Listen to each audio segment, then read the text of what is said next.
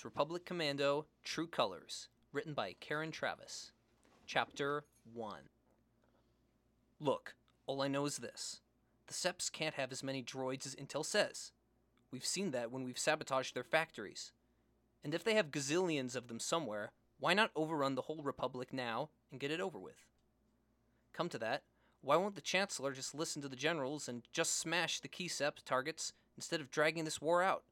Spreading us thin from core to rim. Add that garbage to the message Lama Su sent him griping about the clone contract expiring in a couple years. It all stinks. And when it stinks that bad, we get ready to run.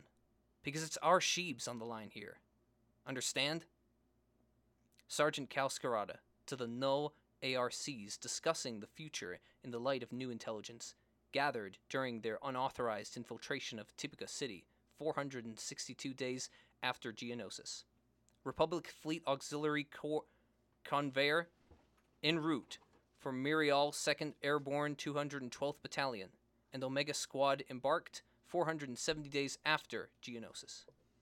Nice of you to join us, Omega, said Sergeant Barlax, one hand wrapped around the grab rail in the ship's hangar. And may I be the first to say that you look like a bunch of complete prats. Darman waited for Niner to tell Barlax where to shove his opinion, but he didn't take the bait and carried on adjusting the unfamiliar winged jetpack. It was just the usual bravado that went with being scared and hyped up for a mission. Okay, so the Sky Trooper's standard pack didn't fit comfortably on Republic Commando Katarn armor, but for accuracy of insertion, it still beat paragliding. Darman had vivid and painful memories of a low opening emergency jump on Quilura that hadn't been on target unless you counted trees. So he was fine with a pair of white wings, even if they were the worst bolt-on goodie in the history of procurement in the Grand Army of the Republic. Fee activated his wing mechanism, and the two blades swung into horizontal position with a hiss of hydraulics, nearly smacking Barlax in the face. Fee smiled and flapped his arms. Want to see my impression of a Geonosian? What? Plummeting to the ground in a spray of bug splatter after I put a round through you? Said Barlax. You're so masterful.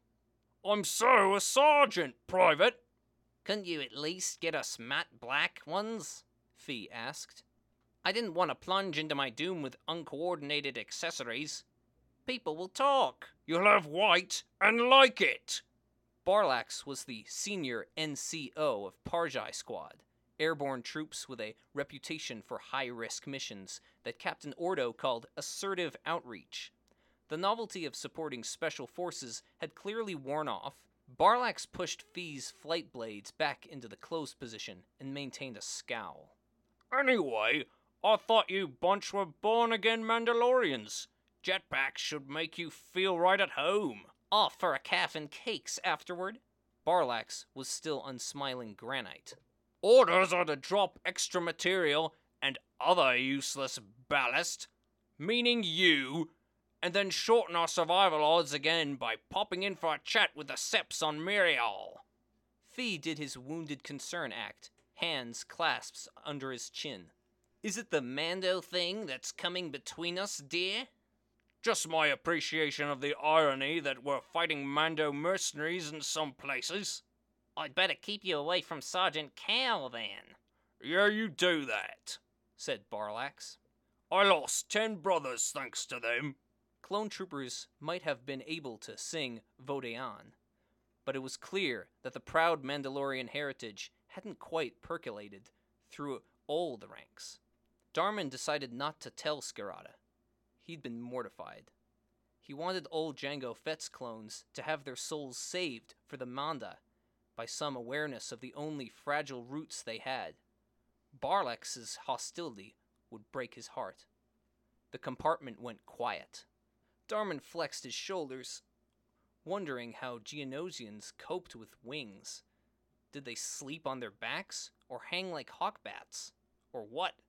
He'd only ever seen the bugs moving or dead, so it remained another unanswered question. He had a lot of those. Niner, ever alert to the mood of his squad, walked around each of them, and checked the makeshift securing straps, yanking hard on the harness that looped between Fee's legs. Fee yelped. Niner gave Fee that 3-beat silent stare, just like Scarata. Don't want anything falling off, do we, son? No, Sarge. Not before I've had a chance to try it out, anyway. Niner continued the stare for a little longer. Sitrep briefing in 10, then. He indicated the hatch and inspected the interior of his helmet. Let's not keep General Zay waiting. Barlex stood silent, as if he was working up to telling them something, then shrugged and took Niner's indication that what was to follow wasn't for his ears. Darman did what he always did before an insertion. He settled in a corner to recheck his suit calibration. Atten inspected Fee's jetpack clips with a critical frown. I could knit better attachments than these, he muttered. Do you think you could try cheery and upbeat sometime, Attica? Fee asked. Niner joined in the inspection ritual. It was all displacement activity, but nobody could ever accuse Omega Squad of leaving things to chance. All it has to do is stay attached to Fee until he lands, he said. Fee nodded. That would be nice. Atten set the encrypted holo receiver he had been holding on a bulkhead ledge, and locked the compartment hatches. Darman couldn't imagine any clone trooper being a security risk, and wondered if they were offended by being shut out of Spec Ops briefings as if they were civilians. But they seemed to take it as routine, apparently uncurious and uncomplaining, because that was the way that they'd been trained since birth. They had their role, and the Republic Commandos had theirs. That was what the Kaminoans had told them anyway, but it wasn't entirely true. Trooper Corps, last surviving man of his whole company, was now on SO Brigade strength and seemed to be enjoying himself charging around the galaxy with the Null ARCs. He was becoming quite a double act with the Lieutenant Muriel. They shared a taste for the finer points of booby traps. They also enjoyed exploring the social scene. As Scarata put it, of every city they happen to pass through, Corps fits in just fine. I bet they all can, given the chance and the training. Darman slipped on his helmet and retreated into his own world. Comlinks closed, except for the priority override that would let the squad break into the circuit and alert him. If he let his mind drift, the scrolling light display of his HUD blurred and became the nightscape of Coruscant, and he could immerse himself in the precious memory of those brief and illicit days in the city with Etain. Sometimes he felt as if she were standing behind him, a feeling so powerful that he'd look over his shoulder to check. Now he recognized the sensation for what it was, not his imagination or longing, but a Jedi, his Jedi, reaching out in the Force to him. She's General Tur Mukan. You're well out of line, soldier. He felt her touch now, just the fleeting awareness of someone right next to him. He couldn't reach back. He just hoped that however the Force worked, it let her know that he knew she was thinking of him. But why did the Force speak to so few beings, if it was universal? Darman felt a pang of mild resentment. The Force was another aspect of life that was closed to him, but at least that was true for pretty well everyone. It didn't bother him anywhere near as much as the dawning realization that he didn't have what most others did, a little choice. He'd once asked Etain what would happen to the clone troops when the war was over, when they won. He couldn't think about losing. Where would they go? How would they be rewarded? She didn't know. The fact that he didn't know either fed a growing uneasiness. Maybe the Senate hasn't thought that far ahead. Fee turned to pick up his helmet and started calibrating the display. The expression on his face, distracted and not at all happy. This was Fee unguarded. Not funny, not wisecracking, and alone with his thoughts. Darman's helmet let him observe his brother without provoking a response. Fee had changed, and it had happened during the operation on Coruscant. Darman felt Fee was preoccupied by something the rest of them couldn't see, like a hallucination you'd never tell anyone about because you thought you were going crazy, or maybe you were afraid nobody else would admit to it. Darman had a feeling he knew what it was, so he never talked about Etain. And Atten never went on about Lysima. It wasn't fair to Fee. The core conveyor's drives had a very soothing frequency.